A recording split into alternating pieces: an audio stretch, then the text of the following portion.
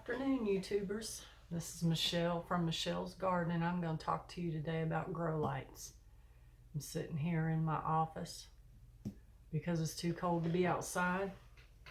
It's a whopping 43 degrees here in western North Carolina, Zone 7B. We're at the foothills of the Appalachian Mountains. And I want to show you, I walked out to my garden just a little while ago and I got this carrot. These were under the snow for probably about a week, and got that out of the garden.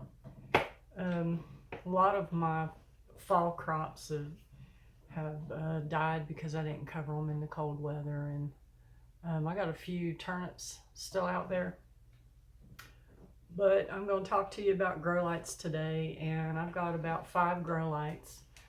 I just bought 2.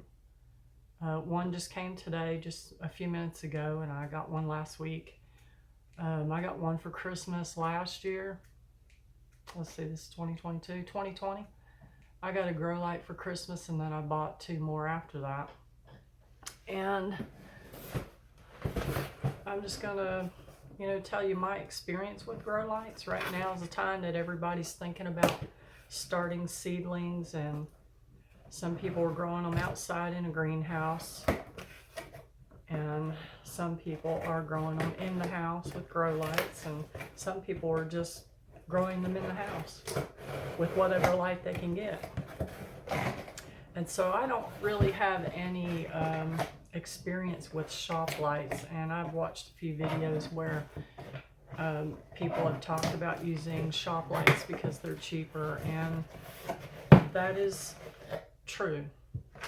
The one light that I got last week, it's 2 feet long. It's got 2 fluorescent bulbs in it, and it cost me $29.99 on the day that I ordered it.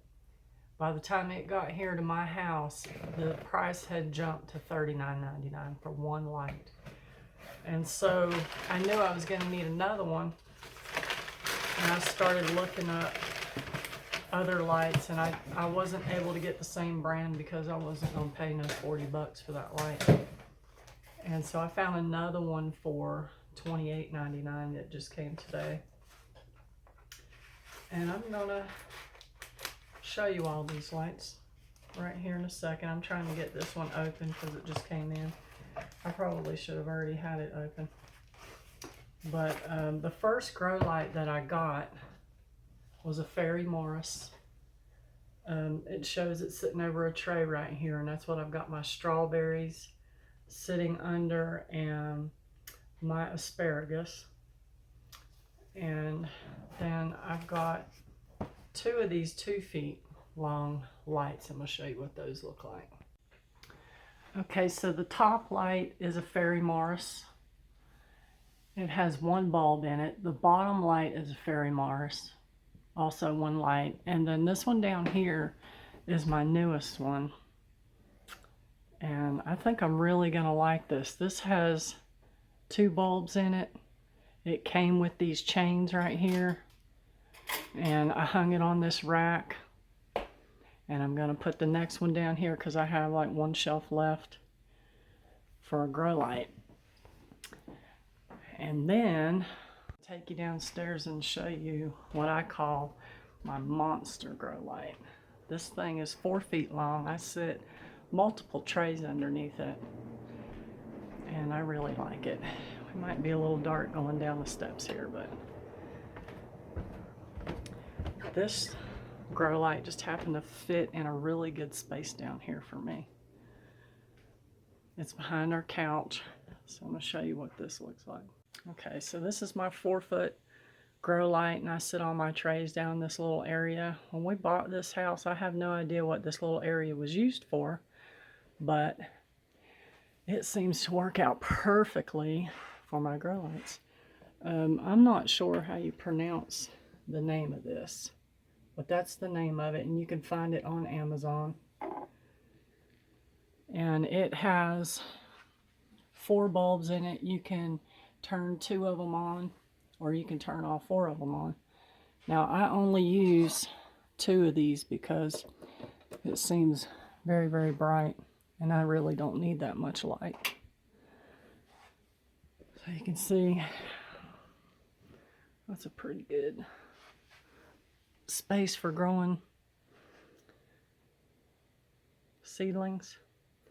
You know, I could probably fit like maybe, I don't know, 6 trays under there, long ways. And when I first start out, I set them up on boxes to put them up closer to the light.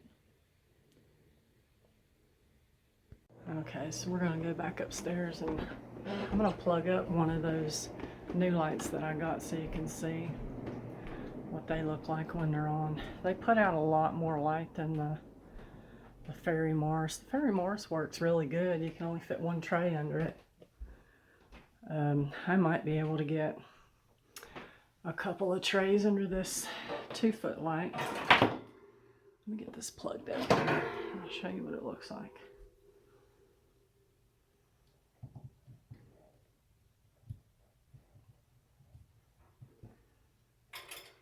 I like this because it's got a switch on it too. Yes, this one here has got a switch on it like my one downstairs.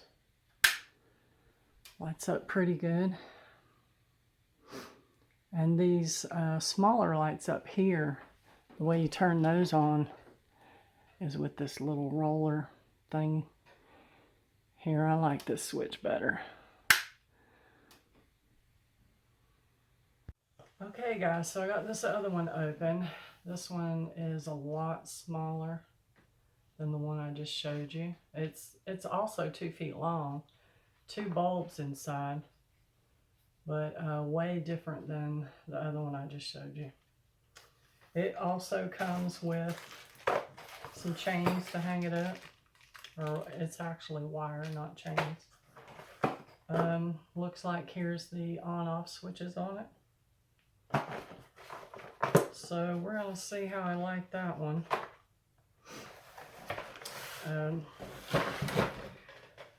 I wrote down a few things to, not just to tell you guys all about my experience with grow lights, but like shop lights versus grow lights. I've watched some videos on shop lights, and people say they work just well for them and they're cheaper. Your shop light's going to come with a LED light, and your grow lights come with a fluorescent light, and I think they both will do just fine. They'll do, you know, what you're looking for. They'll get your seedlings up. I've been watching some videos on people talking about heat mats. I don't use heat mats. I'm not against using heat mats. I'm sure that heat mats go really well with your grow lights, but it's just not in my budget right now. I would like to get one eventually.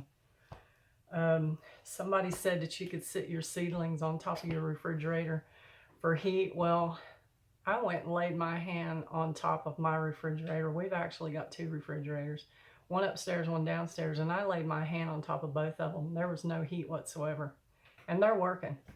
So I don't know about that. I'm not saying that it don't work. I'm just saying I didn't feel any heat.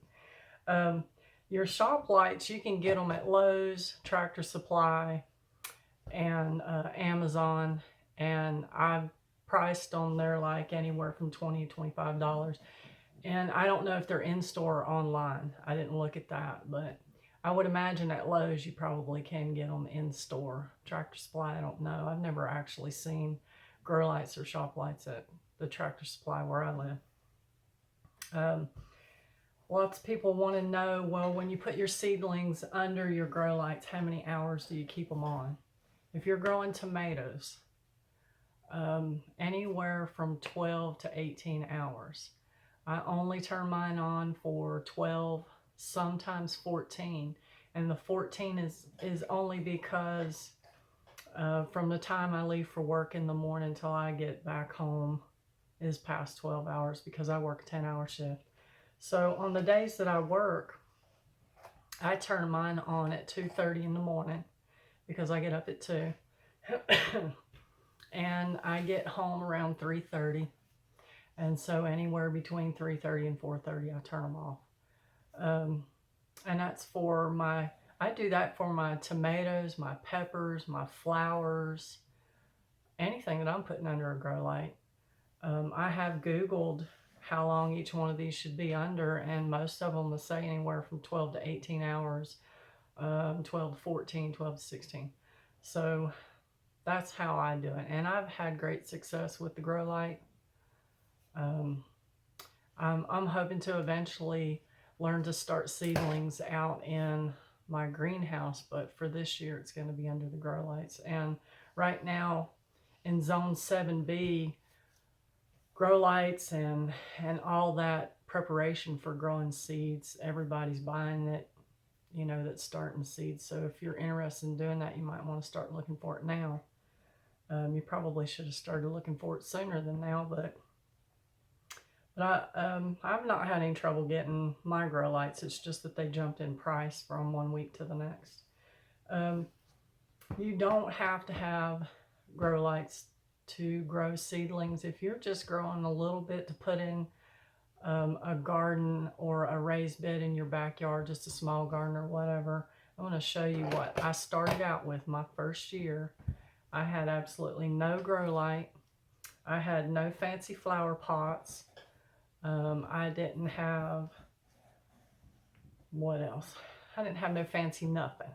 But this is what I had. I had a variety pack of colored cups. Okay, put a hole in the bottom of these for drainage. Put your dirt in there, your seedling. It really does seem like way more dirt than you actually need for a seedling, but if it's tomato plants, it works perfect. And peppers too. And then this is what I used for a tray. You know, I just bottom watered in this foil tray. And I sat these in front of a window in my living room every day. I opened the curtains, and that's the sun that they got. And now whenever my tomato plants came up, they were what they call leggy because they got really long and skinny, and they were reaching towards the window for the light, so they were kind of bent like this growing.